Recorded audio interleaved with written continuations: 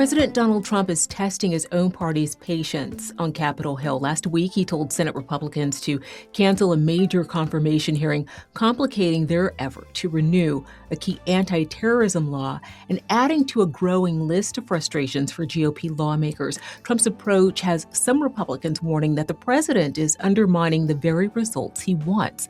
Will they be able to find common ground while they still have the power to execute on Trump's agenda? Hello and welcome to USA Today's The Excerpt. I'm Dana Taylor. USA Today congressional reporter Zach Schermele joins me now to explain why Senate Republicans are scrambling and what it could mean for the party heading into the midterms. Zach, thank you so much for being here. Thanks for having me. Zach, I know there's a big meeting planned on the Hill today with Trump. Let's start there. Who's going to be at the table and what do we know so far? Right. Well, Senator Rick Scott, a Florida Republican, invited the president to this meeting, this major tete-a-tete between Senate Republicans and the president after weeks of, I think it's fair to say, simmering frustrations between some of the more moderate sects of the conference and some of the folks who are more aligned with the president on some of his stated priorities. I think it's going to be interesting to see the degree to which some of these tensions boil over and, whether or not lawmakers who are not as optimistic about being able to pass some of the president's priorities, things like nuking the Senate's filibuster, that 60 vote threshold that has long been a big part of the upper chamber's procedures, and firing the Senate parliamentarian, a nonpartisan rules keeper, as well as a number of other things, passing the Save America Act, which is a voting restrictions bill that the president has acknowledged is very important to him. We're going to have to see whether or not some of those more moderate members of the Senate GOP conference are able to convince the president of what Senate Majority Leader John Thune has called hard realities, that there just aren't the votes to pass those things.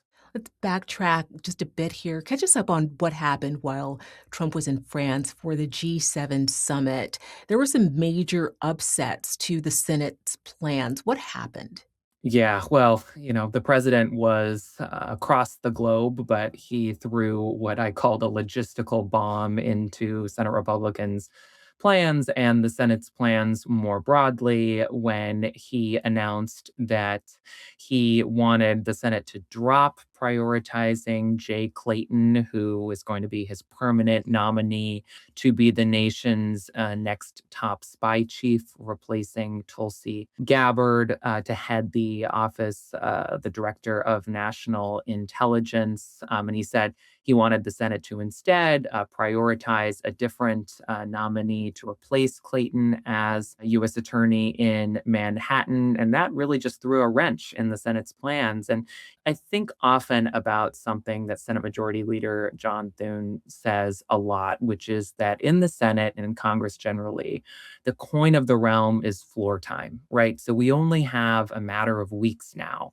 between now and November's midterm elections that could wrest Congress from full GOP control and really make it so that the rest of President Trump's legislative agenda is stalled for the remainder of his term. And so making a move like that throws kind of the logistics of the Capitol into tatters is something that I think Senate Republicans have been consistently frustrated with this president by. He's never really fully understood or appreciated the machinations of Congress, at least relative to his predecessors in the Oval Office. And that is causing problems and rifts between him and Senate Republicans.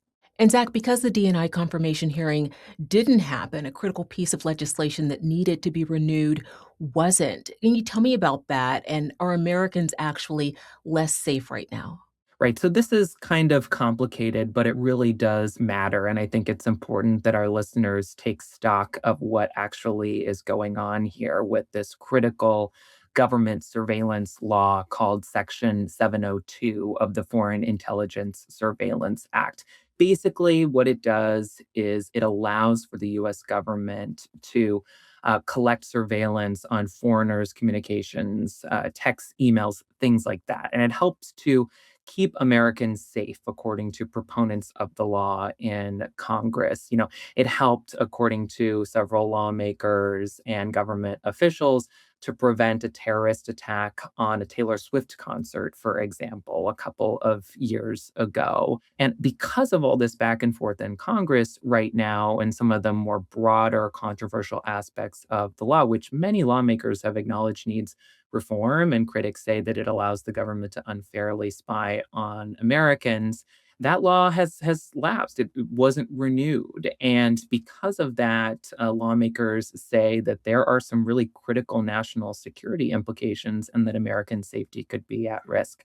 Now, it's important to acknowledge that the certifications that allow for these warrantless surveillance certifications to go on, they're authorized by special courts. And so there's a little bit of a debate going on right now about the degree to which Americans' safety is going to be endangered, depending on how these kind of secretive courts rule about extending or renewing other certifications. So we're going to have to see. But the bigger picture here is that there's a critical mass of lawmakers on Capitol Hill who say that not renewing this authority, which, by the way, makes up the majority of the president's daily intelligence briefing, that is putting the safety of Americans at risk at a critical time before a lot of major events are happening this summer.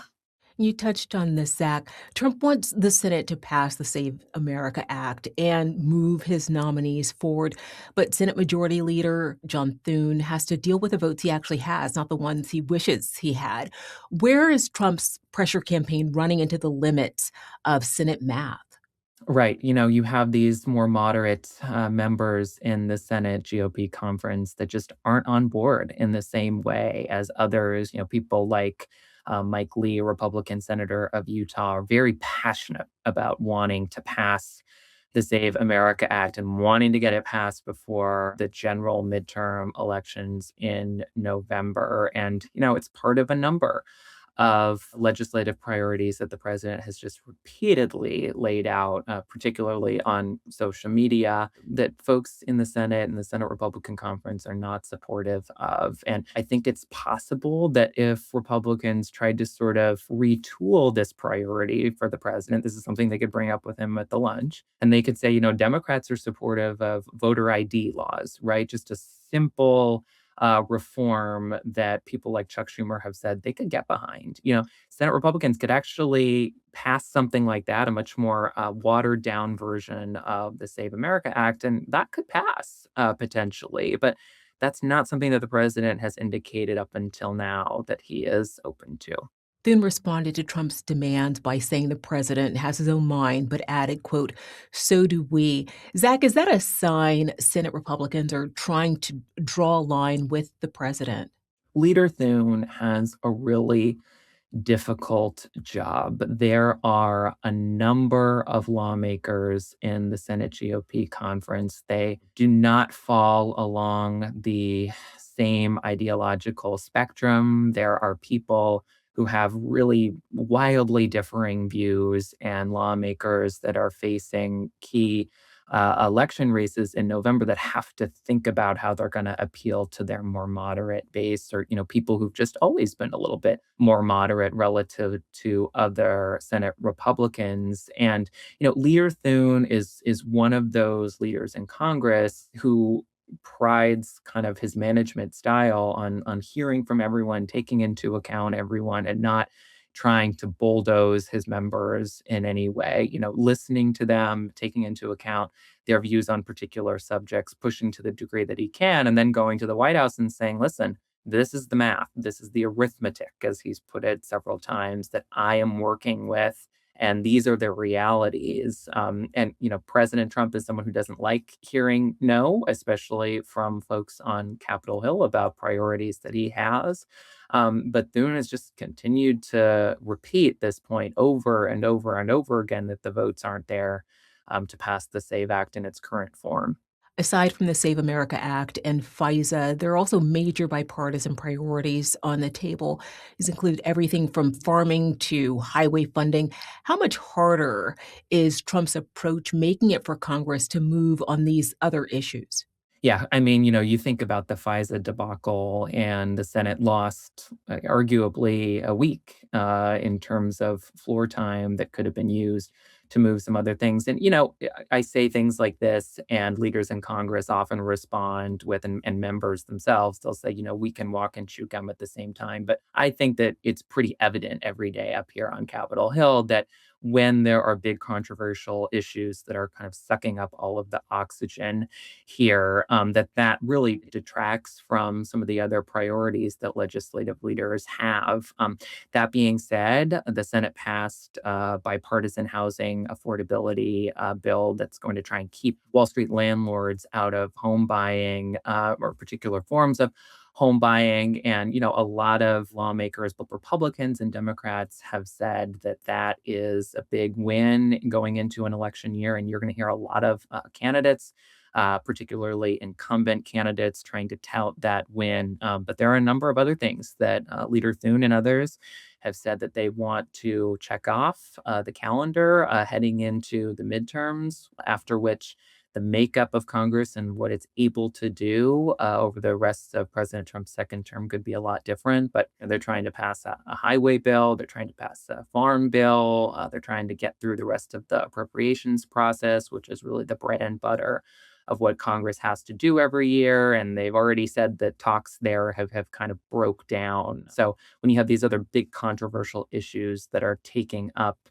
a lot of lawmakers' time, that doesn't certainly doesn't help them focus on those other more bipartisan priorities. Looking ahead, is this just a messy stretch for Senate Republicans, or could this become a bigger governing problem for the party?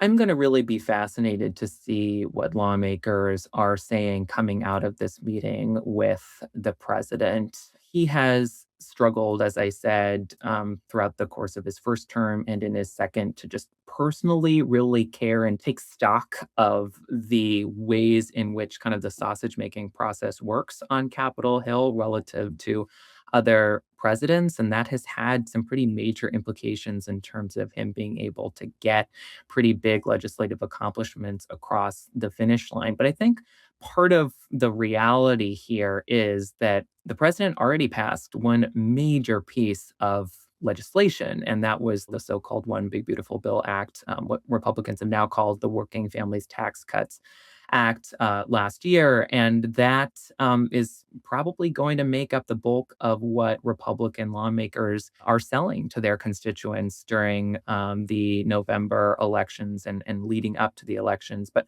I think also something that all of this is indicative of is that Congress, over the course of the last year, has really struggled with the basics of legislating and governing. We have seen several record breaking government shutdowns. We have seen the appropriations process break down several times. Congress is struggling to reauthorize this key government surveillance law that has not lapsed before in history. These are the basics of what Capitol Hill has to get done. So if they're struggling with that now, I think that raises major questions about what Congress could potentially get done over the course of the next couple years if Democrats take control of either chamber.